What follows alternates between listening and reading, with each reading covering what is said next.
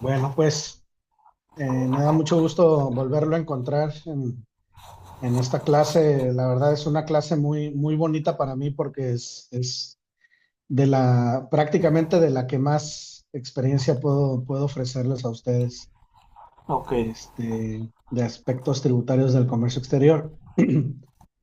En esta materia, lo que he podido es reflexionar un poco en cuanto al contenido que tiene, eh, es una materia que se enfoca mucho en la parte, ah, eh, no en la parte medular de la operación, sino en la parte jurídica de los aspectos doctrinales del comercio exterior, ¿no? En un principio te pide que hagas un análisis respecto a la importancia que tiene el diverso, cómo el comercio exterior funciona a través del sistema jurídico mexicano, partiendo obviamente desde la propia Constitución hasta la cuestión operativa. Sin embargo, creo precisar que en la actividad 2, si no mal recuerdo, ya les habla acerca de la importación de drones, ¿no? sí, Pues obviamente a partir de ahí siento yo que la propia actividad carece un poco de claridad respecto a algunos aspectos que son importantes mencionar, sobre todo en cuanto a dar una especificidad más clara respecto al producto que se está importando. ¿Por qué? Pues porque directamente nada más dice drones, pero pues drones para uso agrícola, drones para recreación, drones para muchas cosas, ¿no? Entonces lo deja muy generalizado y pues eso quiero pensar yo que a lo que yo he revisado ahorita, porque estoy revisando ahorita las actividades, pues está llevándolos a generalizar e hipotetizar escenarios que no necesariamente son los más adecuados. Sobre todo porque esta materia lo que implica es un conocimiento tal de que puedas generar una estrategia fiscal en términos aduanales, ¿no? O sea, la operación es muy importante para nosotros en ocasiones porque derivado simplemente de una mala fracción arancelaria, de un mal proceso de clasificación, puedes ocasionar muchos problemas, ¿no? Sobre todo en demoras, en revisiones, en PAMAS innecesarios, ¿no? En embargos de la mercancía, créditos fiscales innecesarios. Y pues obviamente esta materia, el conocerla, no solamente el conocerla, sino el tratar de dominarla como tal, pues también tiene un impacto en la asesoría jurídica fiscal, en términos aduanales, obviamente, ¿no? Entonces, directamente, más que enfocarme yo a dar una teoría como tal fundamental, que creo yo que ya todos partimos desde esta materia, pues es una materia constitucional, tributaria constitucional, pues partiríamos de la obligación, ¿no? De los mexicanos del artículo 31 fracción cuarta, pues que tenemos que contribuir. Sin embargo, aquí directamente la clase como tal, yo quiero hacer énfasis sobre el valor que tiene una mercancía al momento de arribar a algún territorio aduanero. Este tema, Víctor, no es un tema local, es un tema global. Hablar de la valoración aduanera es un tema que nace precisamente a partir del intento de varios países a través de la OMC y de la OMA de armonizar procedimientos, no solamente en la cuestión comercial, como es el nacimiento del el sistema armonizado para la asignación y codificación de mercancías, que hoy ese sistema lo tenemos adoptado en nuestra propia ley del Impuesto General de Importación y Exportación en el artículo primero, sino directamente también en la parte de la armonización de los criterios para determinar de manera correcta cuál es el valor en aduana de las mercaderías. Y siempre me gusta mucho hablar de este tema porque eh, siempre les digo a mis estudiantes de tanto de licenciatura como de posgrado, le digo, vamos a suponer que tú te ubicas en la sierra, en la parte más alta de la sierra de la que tú quieras. Acá yo, donde radico en tu casa, acá en Sonora, Víctor. pues en la Sierra de Sonora, ¿no? Y entonces les digo, pues imagínate que tú eres un joven o una persona que dices, bueno, pues yo quiero hacer un negocio aquí en mi comunidad y quiero abrir un abarrotes. Entonces, en ese abarrotes, pues tú dices, voy a invertir 10,000 pesos y esos 10,000 pesos tú te bajas a la ciudad, te bajas a la ciudad para pues, a buscar tus proveedores, que te vas a las tiendas más populares de la ciudad, etcétera, y te haces de todo lo que vas a vender de abarrotes en tu comunidad. Y entonces la pregunta siempre yo les digo, a mí me causa mucha curiosidad que cuando tú viajas hacia la sierra, hacia una parte muy remota, resulta que a lo mejor, te voy a poner un ejemplo, una Coca-Cola, una bebida energética o la que sea, en la ciudad te cuesta 20 pesos y en la sierra te cuesta 30. Y entonces yo les digo, pues es que aquí les gusta vivir como ricos o gastar como ricos, no entiendo. Pero no es que no entienda, sino que directamente qué es lo que hace el inversionista, el emprendedor, el que decide abrir una tienda local en su comunidad, pues tiene que recuperar sus gastos, ¿no? Todo lo que invirtió y qué invirtió, invirtió tiempo, invirtió gasolina, invirtió que de repente pues, se le ponchó la llanta en el camino y tuvo que comprar una llanta de refacción, que de repente pues al viajar a la ciudad pues se animaron sus familiares y gastaron en comidas, en hospedaje porque no les alcanzó el tiempo para seguir comprando y eso al final de cuentas, ¿en dónde lo van a recuperar? Pues en el precio final de venta, ¿no? Al que se lo van a dar a sus clientes, vamos a decirlo así. Y entonces es precisamente cuando hablamos nosotros, ya en esa analogía muy básica, Víctor, cuando le decimos a los jóvenes en temas de comercio exterior, oye, y entonces el valor de la mercancía, ¿cómo es que se altera o qué tipo de modificaciones tiene a la hora de llegar a algún territorio en cualquiera de las 50 aduanas de nuestro país, por ejemplo, el caso de México? Pues básicamente quiere decir que la ley aduanera contempla en el artículo 64 y 65 de la ley aduanera, contempla directamente una base.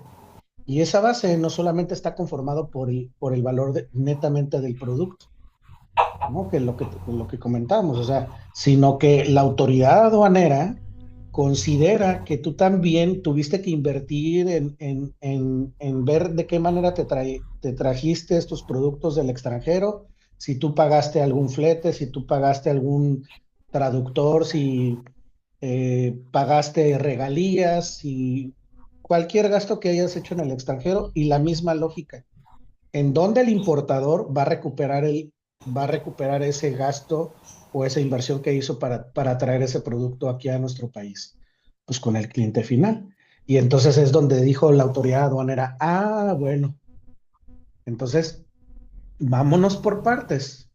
La convención de Viena, desde un principio ya tildaba precisamente toda esta parte de la valoración aduanera y de hecho la valoración aduanera como tal es un tema que se vio en la última convención de Kioto que se le llama el convenio de Kioto revisado.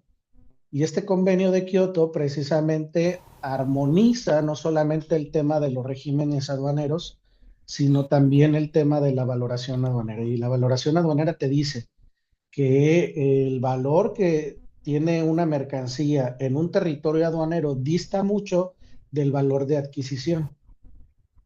¿Por qué? Porque tú en el valor de adquisición solamente estás pagando por el valor, pero el valor adicional que va a tener los diferentes productos, pues se va a componer de muchos conceptos. ¿Por qué? Porque no necesariamente ese valor puede ser el valor que tú pagaste, no necesariamente es el valor final.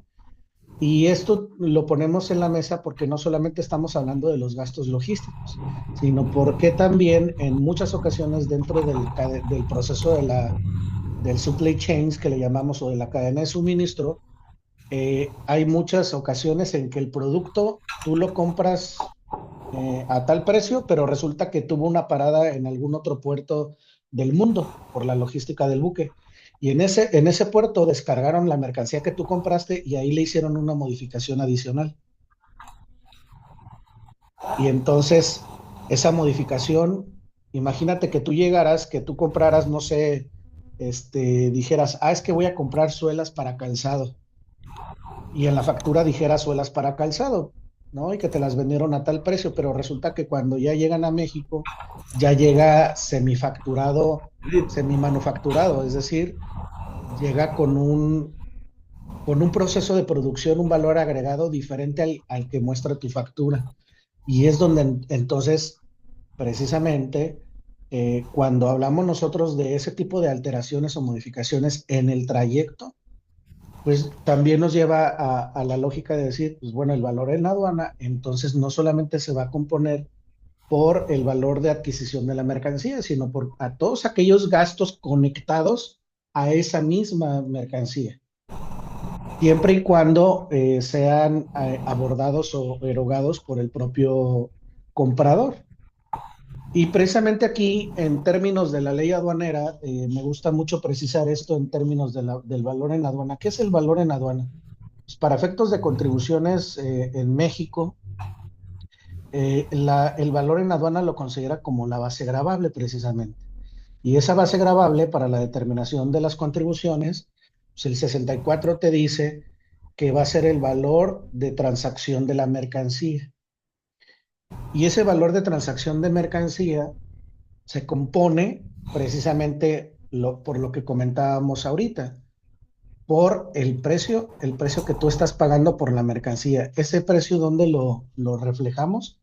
En muchas ocasiones, o en la gran mayoría de las ocasiones, lo vamos a encontrar en, este, en la factura comercial o documento. De hecho, la ley aduanera menciona el comprobante fiscal digital o documento equivalente. ¿Por qué dice documento equivalente? Porque no en todos los países se maneja el término comprobante fiscal digital, como en el caso de México. Y entonces, pues simple y sencillamente nosotros en la práctica decimos, pues es la factura, ¿no? Es el documento comercial con el que tú compruebas la adquisición o que hubo una transacción de compra-venta. Que eso, obviamente, con la actual reforma a la ley aduanera del año pasado, ya no solamente tienes que comprobar el valor de la mercancía, sino ahora estás obligado a comprobar la materialidad de la operación. Es decir, tienes que comprobar que realmente existió esa operación. ¿Cómo? Pues con contratos, con correos electrónicos, con evidencias de transferencias electrónicas bancarias, o sea, ya es mucho más compleja la actividad que tiene. Pero bueno, en términos del 64, el valor en aduana es el valor de transacción y este valor de transacción, en términos normales, lo vamos a conformar por el precio pagado más todo aquello que nosotros lo vamos a conocer en el bajo mundo del comercio exterior como, bueno, lo voy a poner mejor así. Ah, todo esto que te estoy poniendo entre corchetes se le conoce como incrementables, ¿sí?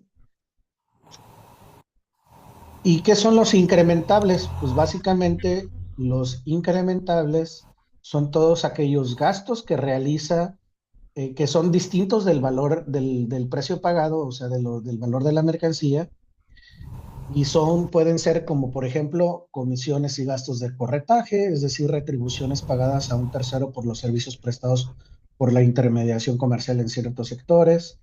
Eso incluye, por ejemplo, traductores, abogados, etcétera, ¿no? Agentes comerciales también, que se da mucho esa figura a nivel internacional. El costo de envases y embalajes, mano de obra por embalaje, transporte, seguros, manejo, carga y descarga, regalías, derechos de licencia, marca, etcétera. O sea, muchos conceptos que pueden ser incluidos dentro del valor de la transacción. Pero hay una condición, Víctor, que necesitan para ser considerados estos gastos como incrementables. Y aquí está, me permití subrayárselos en este recuadro y te dice ahí, siempre y cuando corran por cuenta del importador. Es decir, si lo vemos en términos de México, yo como importador, entonces voy a comprobar el valor en aduana con dos cosas. La factura, que es el precio pagado, más aquellos gastos que sean por mi cuenta, ¿no? Ahí dice siempre y cuando corran por cuenta del importador y no estén incluidos en el precio pagado, o sea, que no estén incluidos en la factura de la mercancía. Y sean antes de llegar a México, antes de llegar a territorio nacional. Esas tres condicionantes que se plasman ahí. Víctor, te voy a pedir si tienes alguna duda con toda confianza, ¿eh? O quieres hacer algún Sí, comentario, lo que sea, porque yo a veces no, en sí, estos temas me voy como merolico o- no, sí, sí, tienes razón. sí. Mire, tengo una duda aquí en este aspecto. Por ejemplo, Ujú. digamos en Estados Unidos un producto que me vale $500, pero el proveedor me dice que sí, pero lo va a mandar ellos por cierta mensajería, pero yo tengo que pagar también el envío. Como son menos de $1,000, pasa directo en aduanas porque es mayor de arriba de $1,000. Tengo que pasar por un agente aduanal, siendo menor ya no. Eso porque nos ha pasado a nosotros por la empresa donde yo estoy trabajando. Ujú. Pero aquí el incremento sería aplicarlo. ¿De qué manera lo puedo o llega a aduana en el supuesto de que si me sale el producto en $500 más el gasto de envío más la transportación me van a cobrar 600, pero únicamente en mi factura me van a aparecer los 500? ¿Cómo voy a demostrar los otros 100? Bueno, es que ahí partimos de varias situaciones. Mira, cuando hablamos nosotros de un valor por debajo de los $1,000, estamos hablando que son importaciones simplificadas, es decir, que lo haces a través del servicio de mensajería o paquetería. Y ese tipo de envíos como tal son más permisibles, es decir, no requiere como un pedimento a tu nombre. O sea, sí hay, pero ese pedimento le llamamos pedimento global. ¿Por qué pedimento global? Ese pedimento sale a tu nombre, porque tú estás haciendo una importación tan pequeñita que la propia regla, la 327 creo es, el 3273 de las reglas generales en materia de comercio exterior, te dice ahí, ahorita lo podemos consultar, que tienes tienes $1,000 para enviar mm, envíos por mensajería y paquetería. Bueno, esa mercancía que entra, para hacerlo más simplificado, la gran mayoría entra, y como es mucha mercancía que se manda por paquetería, vamos a ponerte un ejemplo, me ha tocado estar en DH, en FedEx. Entonces FedEx de Memphis llega a diario al aeropuerto de Toluca, llega todos los días a las 7 de la mañana, llega el vuelo a la aduana de Toluca, todos los días de Memphis. Entonces llega y de Memphis descargan, vamos a suponerte, 400 paquetes destinados a diferentes clientes, ¿eh? No a uno solo. Entonces, imagínate que cuánto tiempo le llevaría a la empresa FedEx elaborar, porque FedEx, DHL, UPS tienen sus propios agentes aduanales. Entonces, aquí la cuestión es, imagínate cuánto tiempo le llevaría en realizar un pedimento por cada cliente. Entonces, la autoridad aduanera le da la facultad a la empresa de mensajería y paquetería de elaborar un solo pedimento que se le llama pedimento global. Y entonces es por eso que a ti casi no, o sea, en este tipo de hablar por ejemplo, estos términos que estamos manejando del precio pagado y del flete y eso, ¿cómo lo demostramos? Tú no estás obligado a demostrarlo. Tú no estás obligado a demostrarlo porque es una importación simplificada, es una operación muy pequeñita.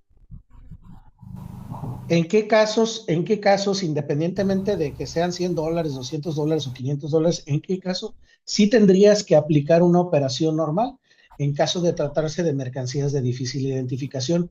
¿Cómo qué tipo de mercancías de difícil identificación? Por ejemplo, todo lo que sea polvo, todo lo que sea líquido, cosméticos, algunos tipos de productos sensibles que están catalogados por Secretaría de Economía. ahí sí, independientemente del valor o que estén sujetos a algún requisito de importación muy específico. Por ejemplo, no sé, que te quieras traer unas cremas capilares, pues esas van a estar sujetas a COFEPRIS, o sea, a un certificado por parte de Secretaría de Salud y demás. Y ese tipo de producto, independientemente del valor, te van a pedir que lo hagas a través de un agente aduanal y que tengas tu padrón de importadores. Pero hablar, por ejemplo, ahorita lo que comentábamos, o sea, entonces aquí el ejemplo, bueno, la clase como tal lo vamos a estar situando como si fueras una empresa que va a realizar operaciones mayores a los $1,000, porque en ese caso nos tendríamos que hablar otro tema de operaciones simplificadas, importación de pasajeros, que es un bonito tema, ¿eh? No te miento, pero sí tendríamos que abarcar unas 4 horas más para hacerlo, ¿no? Pero sí, o sea, por eso es que en el tema de, ya para cerrar esta parte de la pregunta, en el tema del valor, más el tema del flete y que no se ve reflejado, y tú cómo lo demuestras, hasta cierto punto no estás obligado, precisamente porque es una operación simplificada, es una operación de un valor tan pequeño. Entonces, pero Ok. eso no quiere decir que tu mercancía no tenga pedimento. Sí tiene pedimento, pero a ti no te lo van a dar porque ese pedimento le pertenece a la empresa de mensajería y paquetería a través de un pedimento global, Ok. donde ellos ahí, si son 400, 1,000, 2,000, 3,000 mercancías en paquetería que trajeron, ellos van a generar un solo pedimento de todas esas mercancías. A ti te van a dar, te pueden dar una factura de otra cosa, pero directamente como tal, no hay un pedimento que respalde a tu nombre. Ahora, si me dijeras, oye, profe, pero ¿qué pasaría si yo quisiera realmente ese pedimento? Tener un pedimento a mi nombre, al nombre de mi empresa, porque a pesar de que son menos de $1,000, pero pues la cuestión fiscal y todo este rollo con Hacienda, pues yo quisiera así tenerlo. Ah, bueno, pues entonces ahí directamente en cuanto llegue la mercancía a FedEx, a DHL, te comunicas con ellos y le dices, no quiero que me hagas un pedimento global, necesito, te contratas a un agente aduanal y directamente con tu padrón de importadores haces todo el procedimiento y ya sale un pedimento a tu nombre independientemente del valor. Ujú. Pero pues eso ya es otro rollo. ¿Ok? Entonces, comentábamos acá esto del valor de transacción que se conforma por el precio pagado o lo que efectivamente se pagó por él, que normalmente en términos normales de compraventa, pues lo vemos en la factura comercial, y por aquellos gastos que están inherentemente relacionados con la operación, siempre y cuando corran por tu cuenta como importador mexicano, que no estén incluidos dentro de la factura del precio pagado y que estos gastos que tú realices sean en el extranjero, no aquí en México. ¿Ok? Esos son esos 3 puntos. Y eso, mi estimado Víctor, lo vamos a relacionar. ¿Cómo relacionar qué gastos incurre un exportador y qué gastos incurre un importador? Lo relacionamos a través de los términos internacionales de comercio 2020 o los famosos Incoterms. ¿Para qué me sirven los Incoterms?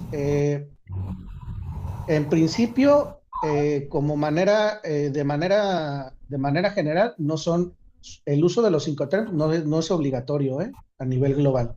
Pero, cuando menos, te dan una claridad entre hasta dónde va tu costo, tu riesgo y tu responsabilidad como comprador y cuál es el costo, el riesgo y responsabilidad de tu proveedor. ¿Por qué? Pues porque precisamente por esas malos entendidos, es que pensé que me lo ibas a traer tú. Es que hubo un ciclón en alta mar y pues se volteó el buque y se fueron al fondo del mar. Y pues, o sea, ¿quién te paga, no? ¿O quién se hace responsable de las pérdidas y demás? Entonces, para eso están estos términos de uso comercial que dentro de los contratos internacionales sí es importante plasmarlo, pero como tal no es algo obligatorio, es más que nada por la cuestión de ya los usos y costumbres de que se ha venido utilizando y a lo largo del tiempo, pues a través de la CCI, de la Cámara de Comercio Internacional, se van actualizando cada 10 años estos términos, ¿no? A la actualidad tenemos 11 términos, de los cuales 4 de ellos son marítimos. Tenemos los 4 marítimos son A ver, aquí te los voy a señalar. Tenemos estos cuatro que están aquí, son marítimos, ¿sí? Y todos estos son de uso multimodal, que le llamamos. Ok. Acá le ponemos multimodales. Multimodales, estos de aquí y estos de acá son marítimos, ¿no?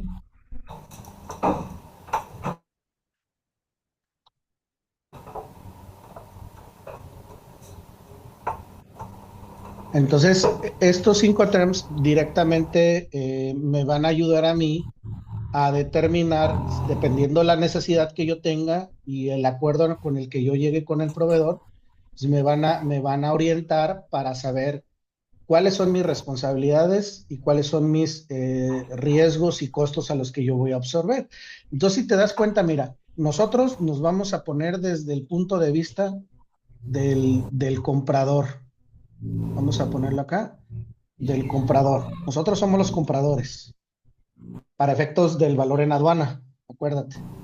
Entonces, el color amarillo es mi comprador. Quiere decir que si yo reviso esta parte de aquí, estaríamos hablando que todo esto de naranja, mira, todo esto que está aquí, Sí. son costos, riesgos y responsabilidad que tiene el comprador. Por lo tanto, hasta la línea que está aquí divisoria, estaríamos considerarlo como incrementable. ¿Sí? Mira, por ejemplo, el Xworks. ¿Qué significa Xworks? Xworks significa que tú como comprador te vas a ir hasta China y vas a ir a la planta del fabricante y te vas a traer directamente, tú vas a absorber todos los gastos desde el flete de su fábrica hasta la aduana de salida, vas a pagar los impuestos aduanales de China, vas a contratar el buque, el transporte, el seguro, todo, todo, todo, pero tú te vas a ir. Ay, ¿a poco sí será así? Sobre todo cuando tú tienes la experiencia, tienes todo el know-how de toda la parte logística, aduanal, etcétera, de la parte del freight forwarder, y tienes la capacidad económica de hacerlo, pues obviamente lo haces. Pero también tenemos todo lo contrario. Hay Incoterms en los cuales tú no mueves ni un dedo, haz de cuenta, y esperas a que te llegue hasta México. ¿Como cuál? Como el de estos DEP que están aquí, el de DAP, DPU y DDP. Estos, si te das cuenta, no tienen ningún costo para el importador. ¿Por qué? Porque estos cinco terms, DAP es entregado en lugar convenido en el país de destino, DPU es entregado con descarga incluida en el país de destino, y de libre duty paid, que es entregado con derechos pagados hasta, pues implica que es más cómodo para ti, porque en el precio que tú pagaste por la mercancía ya te incluye la entrega a tu domicilio, pues. Ok. En cambio, estos que están en amarillos, no. A lo mejor te sale, ponemos de ejemplo otra vez el primero, que es el Xworks, y este Incoterm, si te das cuenta, la responsabilidad que tiene el vendedor aquí en este caso, tiene muy poquito, tiene muy poquito tiempo, tiene muy poquitos costos el exportador. Por lo tanto, la gran mayoría, todo lo que tú vas a absorber, pues es todo esto. Pero en esta parte hasta aquí, ¿por qué hasta aquí? Porque aquí es cuando ya llega a territorio mexicano, y después de entrar a territorio mexicano, ya no lo consideramos, aquí lo dice, no es incrementable, ¿sí? Ok. Mira, vamos a verlo un poquito a lo mejor más claro con la siguiente diapositiva. ¿Qué son conceptos incrementables? Y aquí quiero yo suponer que te estoy poniendo de manera desglosada un poquito más claro. En color azul son los costos para el exportador. En color verde clarito son los costos de incrementable para el importador. En color verde más fuerte son costos que pueden ser incrementables, pero con una condición: solo si el importador contrata un seguro con cobertura amplia. Y el amarillo, pues son costos del importador que no son incrementables porque ya se dan en el país, lo que te estaba comentando. Entonces, mira, por ejemplo, el que tiene más costos de incrementables, ¿quién es? Lexworks. ¿Cuáles son? Mira, empaque y embalaje no, pero sí maniobras de carga en punto de entrega en origen, flete doméstico, seguro doméstico, gastos aduanales de exportación en el país extranjero. Este es un concepto para revisar el peso de la mercancía antes de subir la mercancía al buque, maniobras en el puerto de origen, flete principal y seguro del flete principal. Y a partir de ahí, ya cuando llega a México la mercancía, pues maniobras de descarga, pues no, porque ya son en México. Gastos aduanales de importación, no. Flete en aduana del flete de la aduana al destino final hacia tu negocio, pues tampoco, ya son en México. Seguro de la aduana al destino final tampoco, y maniobras de descarga en el último lugar de entrega, pues también no, eso ya no lo consideramos como incrementable, solamente lo que está en verde para acá. Y cada Incoterm aquí ya te va especificando qué es incrementable para el Incoterm y qué no es incrementable. ¿Sí? Por ejemplo, mira, en el caso del segundo, mande, dime, Chavo, dime, Víctor. Prácticamente en esta tabla es nada más hasta dónde puede llegar el vendedor prácticamente del país de origen, ¿no? Ajá, Ellos te pueden apoyar con ciertas características, sí, lo que ya te corresponde a ti para hacer movimientos hacia el país donde tú lo vas a requerir. ajá. Entonces, precisamente el tener el discernimiento de cómo funcionan de estos Incoterms al efecto de determinar de manera correcta el valor en aduana, por eso es precisamente conocer los estos, cómo funcionan. ¿Por qué? Porque si yo, por ejemplo, yo soy una empresa que estoy trabajando en frontera y resulta que el proveedor directamente, porque está en Los Ángeles, California, y yo estoy en Tijuana, él directamente me hace llegar el producto hasta la puerta de mi empresa. ¿Qué le voy a incrementar? Pues nada. ¿Por qué? Porque él me manejó en su factura, él me está manejando este Incoterm, mira, el DAP. Ok. ¿Y el DAP qué implica para nosotros? Pues el DAP implica para nosotros, como tal, si lo vemos aquí, mira, nada está en verde, nada está en verde, ¿sí? Incluso ya llegando Sí. aquí a México, mira, en esta parte, maniobras de descarga en aduanas, nada, porque ya te lo dejan directo y hasta tu fábrica, tú solamente te encargas con los gastos aduanales de importación, pero pues eso ya no es dentro de los incrementables. Entonces, los conceptos de incrementables como tal, pues básicamente van a ser estos de aquí, los que marca en origen. Hasta aquí es lo mismo que tenía la otra gráfica que tenía la flecha. Estos son incrementables, ¿sí? Sí. Entonces, aquí tenemos, por ejemplo, y por lo tanto, cuando hablamos del valor de transacción de la mercancía, estamos haciendo referencia al valor que se expresa en términos monetarios en aquel documento que compruebe el valor de las mismas. Es decir, el valor que viene en la factura. Y aquí te viene un ejemplo, mira, por ejemplo, aquí te dice número de piezas, son 10,000, precio unitario, te dice 4.5 y el valor total de la mercancía son 45,000. Pero si te das cuenta, aquí vienen otros conceptos, mira, te vienen otros conceptos que vienen acá. El primero, ¿cuál es? El primero que viene aquí. Es el lugar donde llegan, ¿no? Freight es flete. Flete saliendo del puerto de carga de Mersin, Turquía, De al Turquía a puerto de destino Veracruz. de Veracruz. ¿Cuánto te están cobrando? 3,686. $3,686. Ajá. Luego, la prima de seguro, 2.5. ¿Cuánto te están cobrando?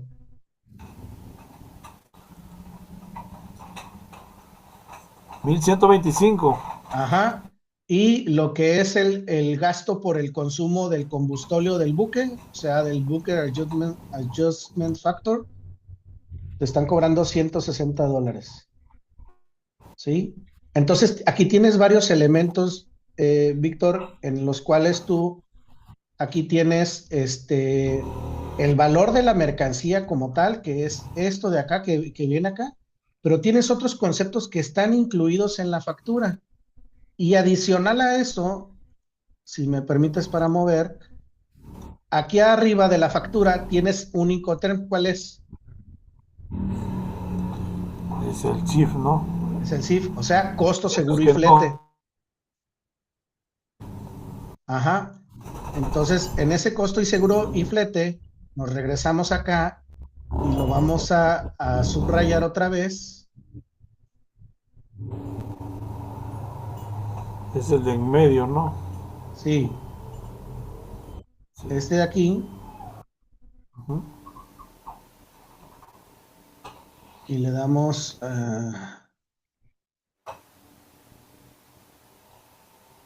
está.